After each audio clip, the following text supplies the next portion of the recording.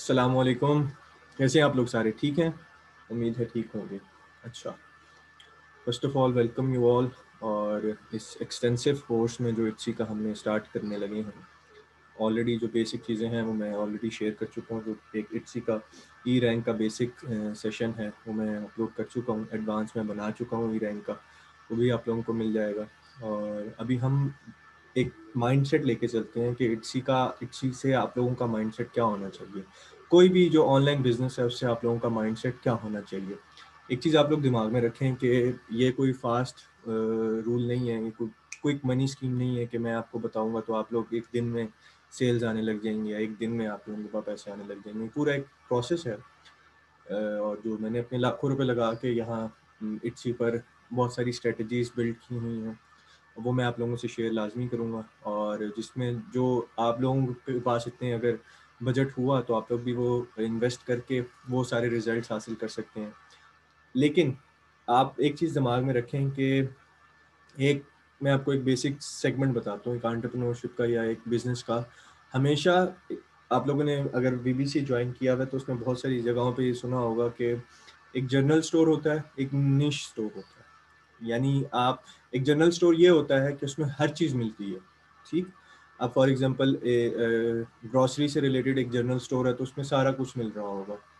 अब अगर ग्रॉसरी का ही कोई नीश स्टोर होगा तो वो हो सकता है सिर्फ शैम्पूज में काम कर रहा हो, मतलब उसके पास सिर्फ और सिर्फ शैम्पूज हो। ये एक निश स्टोर है, एक नीश है ये। ठीक हो गया, स्मॉलर स्मॉलर पार्ट है, इसकी ऑडियंस भी स्मॉलर होती है। पर वो ऑडियंस को पता है कि मैंने शैम्पू लेना है तो वो जाती ही उस दुकान पे जहाँ सिर्फ शैम्पू मिल रहे होते हैं।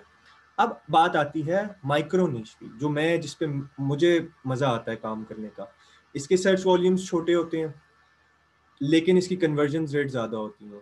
एक जनरल का भी मैं बताऊंगा आपको उसमें कैसे ग्रो करना है, लेकिन पहले स्टार्ट आपने हमेशा याद रखिएगा इट्सी पर आप स्टार्ट करें माइक्रो निश से, क्योंकि उस पर रैंक करना आसान है। उसका प्रोडक्ट मार्केट में पेनिट्रेट करना आसान है क्योंकि लिस्टें कम होती हैं, कंपटीशन कम होता है, आप प्रॉफिट भी कमा सकते हैं। बहुत सारी ऐसी चीज़ें होती हैं जो आप माइक्रो निश के साथ कर सकते हैं एज कम्पेयर टू निश और या जनरल एक पूरा कैटेगरी को टारगेट करें।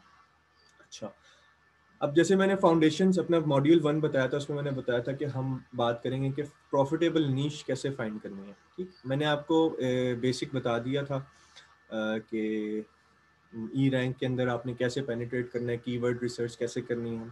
मैं अभी जो एडवांस होगी, अभी मैं आपको थोड़ा सा एक और बेसिक चीज़ बताऊंगा कि आप लोगों ने माइक्रो निश को टारगेट करना है। माइक्रो निश है क्या? मैंने निश तो आपको बता दी कि जनरल स्टोर में जहाँ सारे ग्रोसरी का आइटम मिल रहा है, या कोई भी एक XYZ का जनरल स्टोर है, एक है और टॉयज का जनरल स्टोर है, वो बड़े से बड़ा छोटे से छोटा। लेकिन अब जब आप नीश में आते हैं तो आप कहते हैं सिर्फ बेबी जो 1 to 6 मंथ के बेबीज हैं उनके लिए टॉयज हैं। अच्छा, अब उसमें भी अगर आप एक माइक्रो निश और करें तो आप कहें कि हम सिर्फ 1 मंथ के जो बेबीज हैं उनको टारगेट करें, तो ये कि माइक्रो निश हो गया। अब आपके स्टोर में सिर्फ वही टॉयज हैं जो 1 मंथ के बेबीज के लिए होंगे। ठीक, आपने इस किस्म की कैटेगरी को टारगेट करना है, इस किस्म की कैटेगरी के अंदर से, इस किस्म की निश के अंदर से प्रोडक्ट्स निकालने हैं और लिस्ट करने हैं। ठीक, इसमें ये भी होगा कि मैं आपको बताऊंगा कि जो लोग मुझसे अक्सर ये ग्रुप के अंदर भी सवाल कर रहे हैं कि माइक्रो निश जो ड्रॉप शिपिंग का मॉडल है, वो मैं आपको बताऊंगा कि आप ड्रॉप शिपिंग का मॉडल बिल्कुल कर सकते हैं, लेकिन मैं उसकी जो स्ट्रेटजी बताऊंगा वो डिफरेंट है। मैं चाहूँगा कि आप पहले प्रोडक्ट्स को मंगवा लें अपने पास और फोटोग्राफी अपनी करें।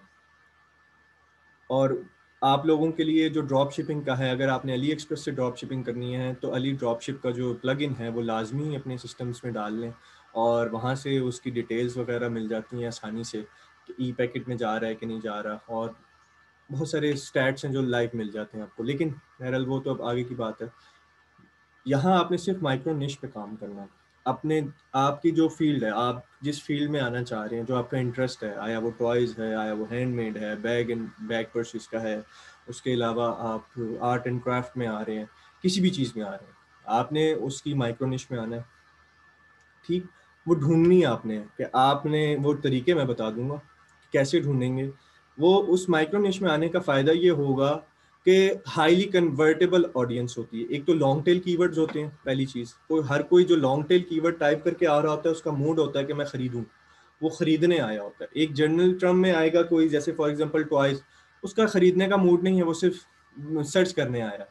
लेकिन जो आएगा 1 मंथ ओल्ड बेबीज टॉयज, तो उसका मतलब है कि वो एक कन्वर्टेबल बंदा है, उसने लेना ही लेना है, और वो ये इतना बड़ा कीवर्ड लिख कर आया है कि वो 1 महीने के बच्चे के लिए उसे टॉयज चाहिए, तो वो पूरी कैटेगरी नीचे से ऊपर तक सर्च करेगा। अब उसको रैंक कैसे करेंगे वो एक आगे का प्रोसेस है। मेरा सिर्फ आपको बताना ये है कि आप लोगों ने काम किस में करना है, वो है माइक्रो निश।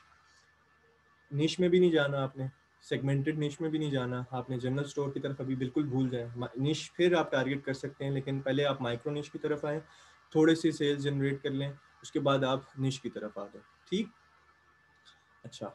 इसके बाद फिर हम नेक्स्ट में बात करेंगे कि गूगल प्लानर कीवर्ड जो होता है, उसके अलावा गूगल ट्रेंड कैसे देखते हैं, वो सारी चीज़ें जो मैंने उसके अंदर लिखी हुई हैं, हम फिर उस पर बात करते हैं। शुक्रिया।